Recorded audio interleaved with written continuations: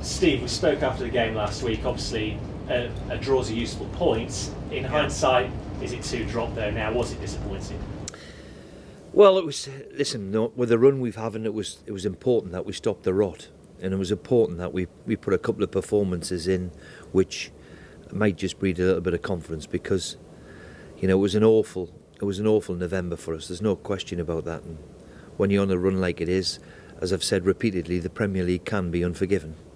You know, hence again we've got to Chelsea. We couldn't have wished for a more difficult one away from home, but that's been the case. We knew that the first half of the season we were going to play most of the big boys away from home, so it was vitally important that we can win a couple of home games if we could. So disappointing that we didn't take three. Didn't think quite we deserved to take three, so maybe a draw was a fair result. I was delighted with the performance against Everton on the Wednesday night before that.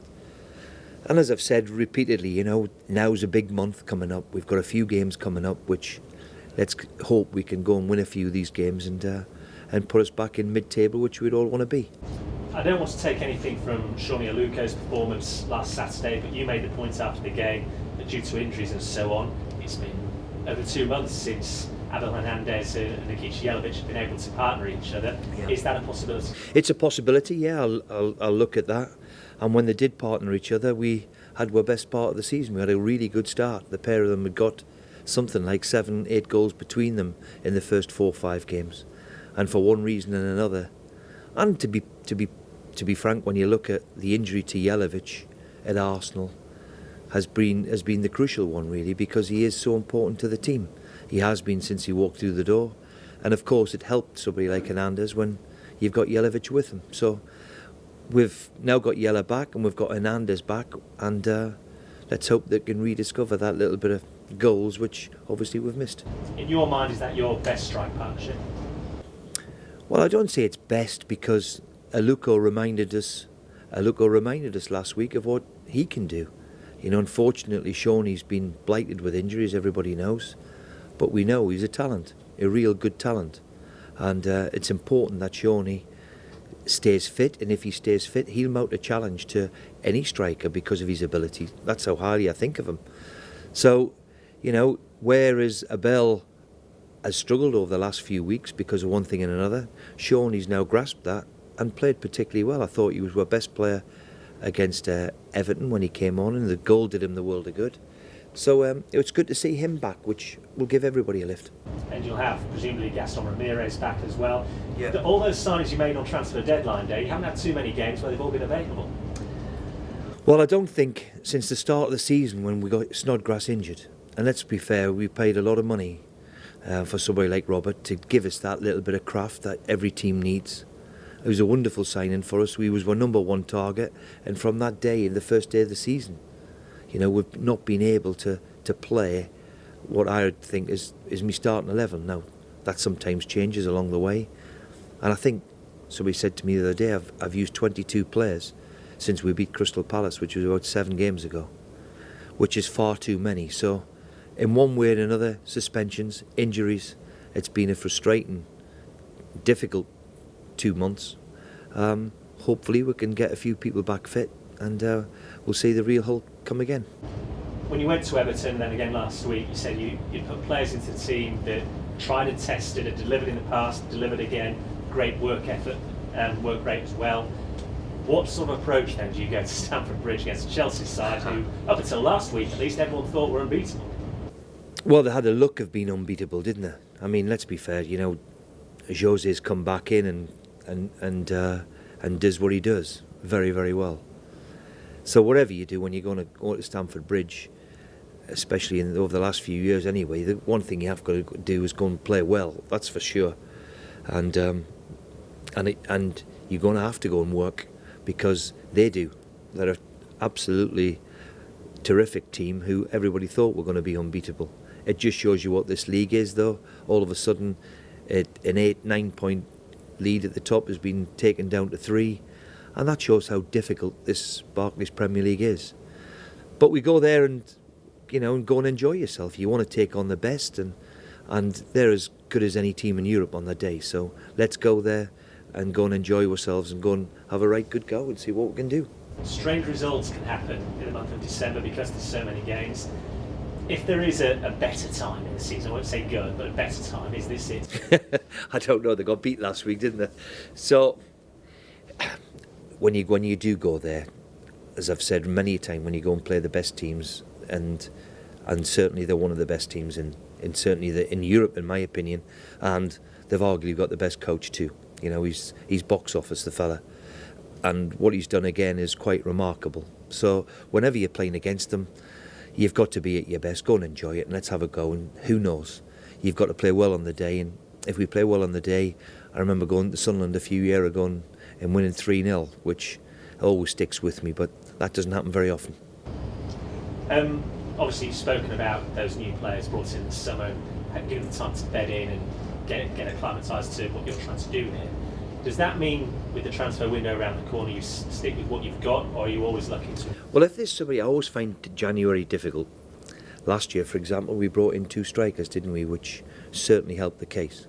If there's somebody that we think can make the difference to us, then we'll try and have a go. I really have not had any conversation at all with me owners so far, and I think that would be wrong after what we did in the summer. But they're always the door's always open, and if there is somebody who becomes available who we can bring in to help the squad, then as always we'll try and act. But I always find January particularly difficult because people don't know will lose their good players, which is normal. So we'll see what develops. When does that conversation take place? Because presumably it has to happen. Yeah, I'll have a conversation over the Christmas period. It's a long time open, the windows, about 3-4 weeks away.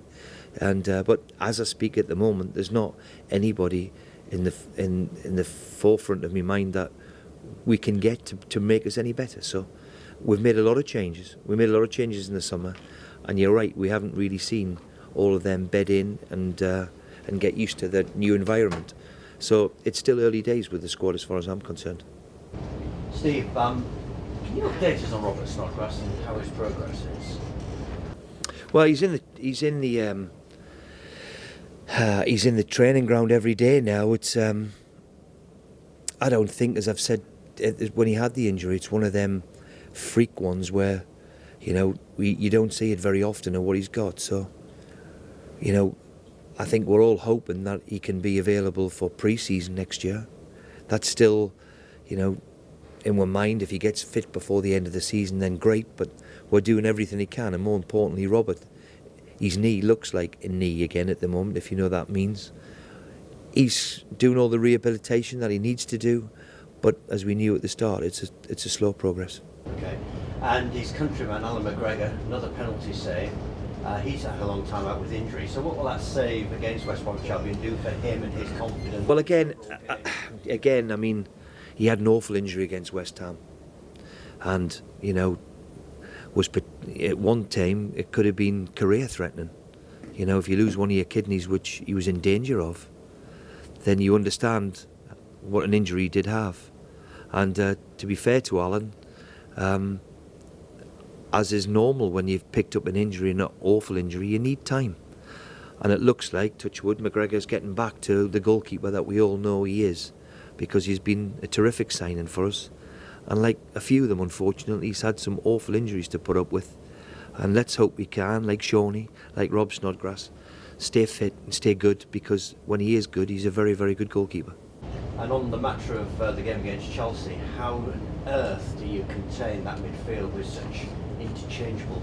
Well, they've got marvellous talent, haven't they? That's what great teams have got. And they've got a wonderful coach in Mourinho too, a manager, whatever you want to call him. So they haven't just got flair players. They're good at set pieces. They're big, they're strong, they're powerful where they need to be. They're good in attacking areas. It's funny, one of me reports I've got of the scout, what we do, reports on them, and usually we try and highlight a weakness, and the weakness came back as none. They don't have any weaknesses, which I thought was quite amusing. So we know what it is. This is what the league's all about. And if we go with the same mentalities we did to Liverpool and we did to Arsenal, then who knows? Let's see if we can come away with something from it. To some extent, then, Steve, is the pressure off when you play a team like Chelsea?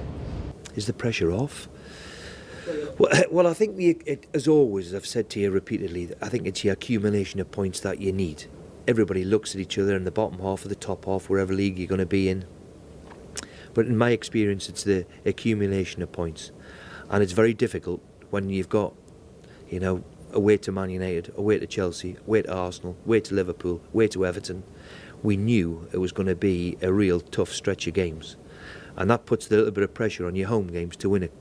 Maybe one or two more than we could have done. However, out the road, how I look at it is, we haven't got to go back there. But let's go and perform. If there's anything about you at all, coach, manager, supporter, you want to go to places, no disrespect, but you want to go to places like this rather than Barnsley or Huddersfield in the Championship. And, you relish afternoons like it will be on a Saturday afternoon and go and pit yourself against the best. You mentioned earlier in the season you do look at clusters of fixtures, don't you? So after Chelsea, you've got Swansea at home, Sunderland away, then Leicester at home. Is that one of those clusters where you think... That's one of them, yeah, and as I've said repeatedly, West Bromwell, I thought the same last week. There's 8 teams, 9 teams separated by 1 or 2 points. That shows you how difficult it always is in the bottom half of the division. And we're probably 4 or 5 points short of where we would like to be. So we've got a cluster of games coming up over Christmas.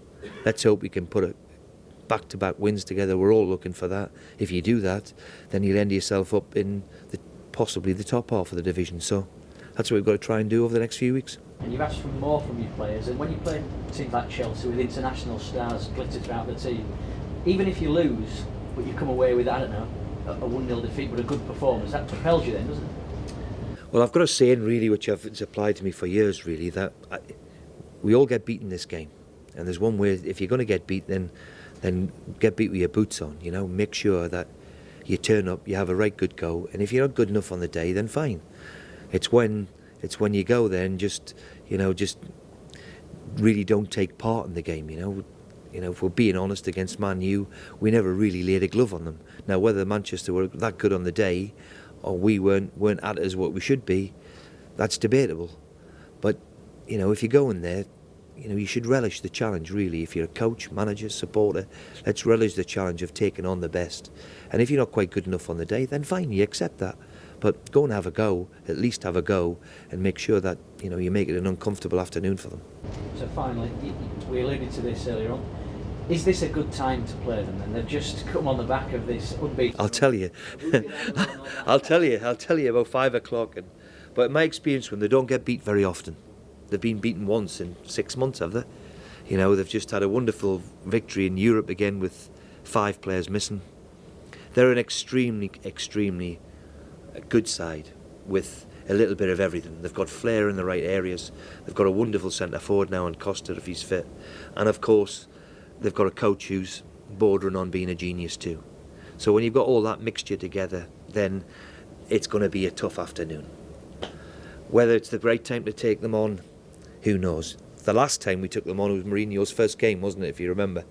And McGregor saved a penalty that day, but we came out of it with an experience of it that we can't play in the Premier League. So it's important that we go and perform again.